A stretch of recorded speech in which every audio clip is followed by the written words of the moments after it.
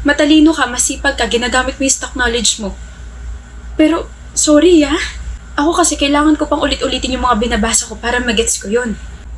Kailangan may mag-explain pa sa akin kung ano yung inaaral ko.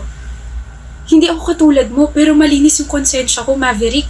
Nag-aral ako na mabuti, kaya siguro deserve ko naman yung nakuha kong recognition, diba? Hindi ikaw yung tipong marunong pumalakpak para sa ibang tao. Kung may girlfriend ka ngayon, at mas nataasan ka niya kahit saan, I doubt magtatagal kayo. Kasi ako pa nga lang na hindi matalino sa paningin mo na nataasan ka, ganito na agad yung reaksyon mo. Paano pa kaya sa future girlfriend mo? I suggest wag ka na mag-girlfriend. Nakakatakot kang jowain eh. Tsaka nga pala, kaya ko na mag-focus sa pag-aaral ko. Alam ko na rin kung ano yung mga study habits ko. Salamat sa'yo, pero paano ba yan, Maverick? Baka mas lalo kitang mataasan yan. Mas lalo ka mafu-frustrate sa akin. Hintay, Frankie! Slay ka ron! Slay!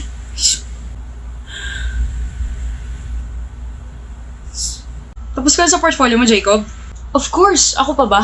Ang bilis! In 2 weeks pa yung deadline pero 3 weeks pa lang nakakalipas. Tapos ka na agad mag-drawing ng 12 designs. I'm that talented, Ellie. Nool! Pahingi nga ako ng brain cells mo. Sus! Buti naman nakakuha ka agad ng inspirasyon. Di ba nga last month I went sa Japan and ayun yung ginawa kong inspiration. Sakto pa kasi ang theme ng mga designs natin for this portfolio ay cherry blossoms. So I just have to swipe for my gallery and then I draw. Makapunta nga rin dun. May time ka pa ba? Sinabi ko ba sa Japan? Pupunta rin ako sa gallery ko. Baka may maisip ako eh. Laptop ka talaga. Anyway, I'm gonna pass my portfolio sa mismong deadline kasi ayoko naman maging bida-bida, right? CR lang ako Sige. Laptop ka talaga, CR lang ako. Tunog plastic tapos ang yabang-yabang pa. Totoo kayang tapos na siya sa portfolio niya o nagmamagaling lang siya? Tingnan ko nga. Oh, mga sketch pa lang pala to eh. Kapag yabang kala mo naman tapos na siya.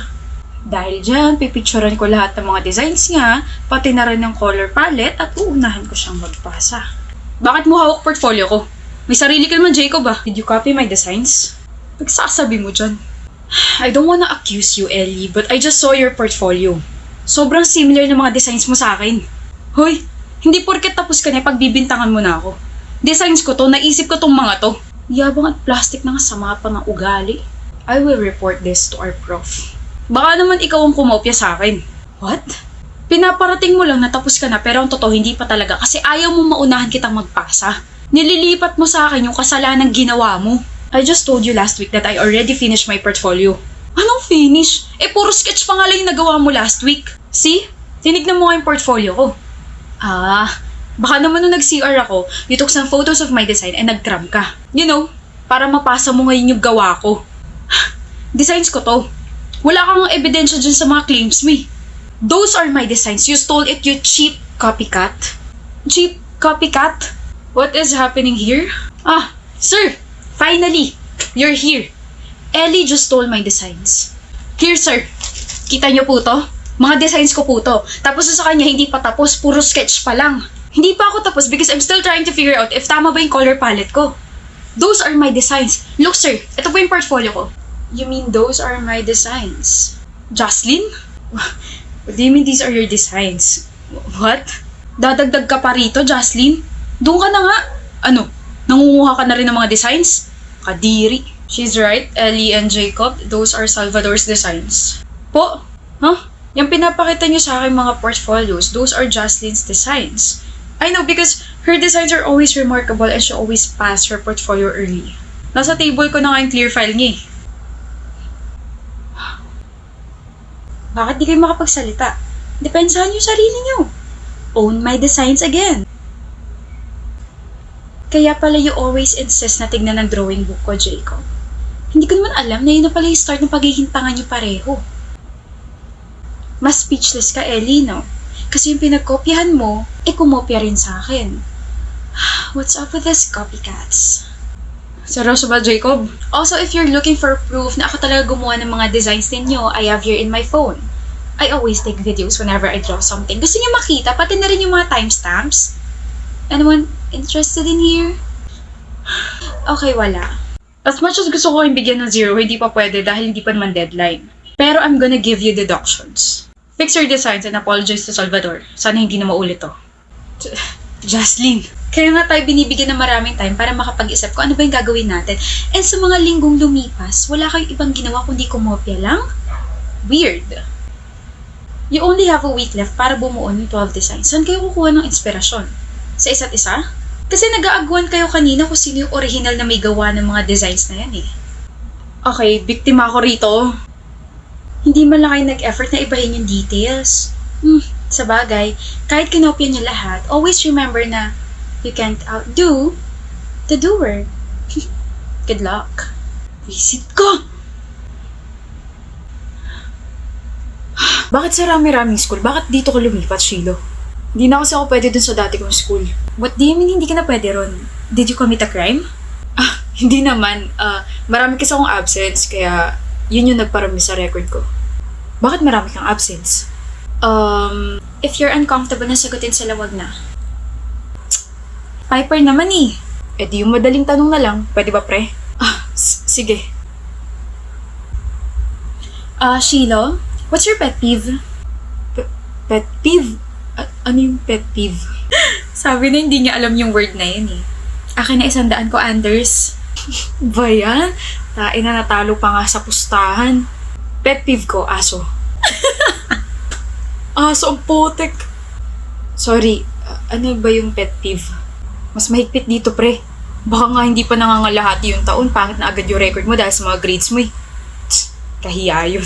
Ang word na pet peeve, yun yung isang bagay na kinakainisan mo sa isang tao. Ha? For example, isa sa mga pet peeves ko sa mga tao ay yung mas pinipili nilang pagtawanan yung mga nagkakamali. Or yung mga may hindi alam na word, ganon. Gaya nila. What did you say? Wow, Piper, parang hindi mo tinatawanan yung mga ganitong tao dati ah. Ikaw na nagsabi, dati. I was like that when we were in high school. College na tayo, uy. Never heard of the word character development, Anders? Ewan ko sa'yo. Sige, kampihan mo yung new student na yan. Tara na nga, Evie. Sorry, nag-away pa kayo ng friends mo dahil sa akin. Huwag kang mag-sorry. Wala kang kasalanan, okay? Anyway, gets mo na ba yung word na pet peeve or do you want me to explain pa? Gets ko na. Salamat, Piper. You're welcome. Kaya ako maraming absent sa dati kong school kasi palagi kong binabantayan si mama sa ospital. Piper, it's so nice to see you again. Evie, it's been 6 years na, no? Buti nakarating ka rito sa reunion ng batch natin. Umangkad ka yata, Piper. Anders. Ngayon na lang ulit tayo na kompletong 3. Kinakataf mo kasi kami nung nag-third year college tayo eh. Dahil kasi yun kay Shilo, diba? You chose him over us. Anyway, ayoko na bumalik sa past natin. Alam niyo ba, I got cheated by this ugly guy. I was about to give him another chance pero buti na lang, ang non-negotiable ko ay cheating. Sabi ko kasi sa'yo, ako na lang Evie. Ayoko maging jowang kaibigan, stop it. Ang non-negotiable ko ay hygiene. Nakikinig ka ba, Piper? Kaya naman pala wala sa atin yung attention niya eh. Nandito na yung ex niya si Shilo. Ex? Sino may sabi nag-break kami? What? Kayo pa rin hanggang ngayon? Hey, mahal. Hi, love. Sorry, late ako. Na-stuck kasi ako sa traffic eh.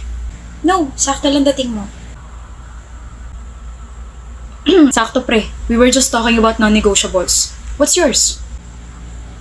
Government savings bond. Bayan, pre, bobo ka pa rin talaga hanggang ngayon. No offense sa tawa namin, Shilo, pero may ganun ba? Bakit? Non-negotiable instrument naman talaga yun ah. Don't tell me, hindi nyo alam. Graduate din naman kayo ng accountancy. May iba ba bang meaning yun? Bigyan mo ako example. Girl, na kaya naman tumaga sa relasyon kasama siya. Kung ako ikaw, napagod na ako kaka-explain sa kanya ng mga bagay-bagay. Nakakatawa na may mga taong hindi pa rin talaga nagbabago, no? Gaya niya, no? Hindi pa rin kayo nagbabago and buti na lang, hindi ikaw yung girlfriend ni Shilo. What? I'll give you 2 examples of non-negotiable love. 1, cheating. Kapag nag-cheat ka, wala nang second chance. Bye-bye na. Second, my non-negotiable is katoxican. If toxic ka sa akin, I don't want to deal with you anymore. I'll cut you off. Gaya nitong dalawang to. Gets? Gets. Iniinsulto mo ba kami? This is why I decided to cut you off. You're both disrespectful and wala kayong character development. Pinipili mo pa rin siya kaysa sa amin? The moment you made me the villain just because I educated you about your attitude towards the people around you, hindi na tayo magkaibigan. Piper!